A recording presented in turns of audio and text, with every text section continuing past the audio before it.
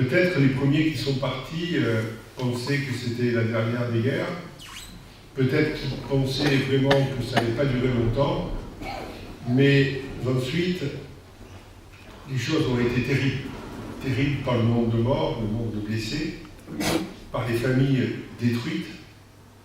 Et puis, à l'horreur s'est rajouté d'autres drames, des retours quelquefois difficiles, pas simplement de cette guerre, mais de toutes les guerres qui durent trop longtemps. Certains ont retrouvé des épouses qui avaient choisi d'autres chemins. J'en ai connu un, non pas de cette guerre, mais de la dernière guerre. Et donc, je peux vous assurer que ce sont des moments terribles, des moments très, très, très douloureux.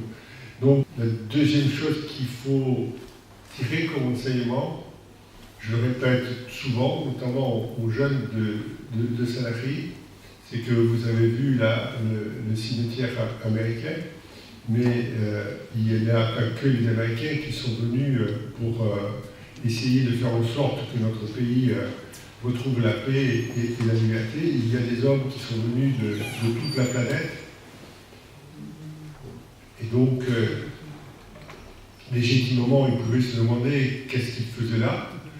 Et donc, eux aussi ont payé un très, très, très lourd tribut. C'était des étrangers. Et je dis aux enfants que lorsqu'ils entendent certains propos un peu extrémistes, un peu déplacés à propos des étrangers, il faut quand même qu'ils réfléchissent. Parce que sans les étrangers, aujourd'hui, nous ne serions plus français.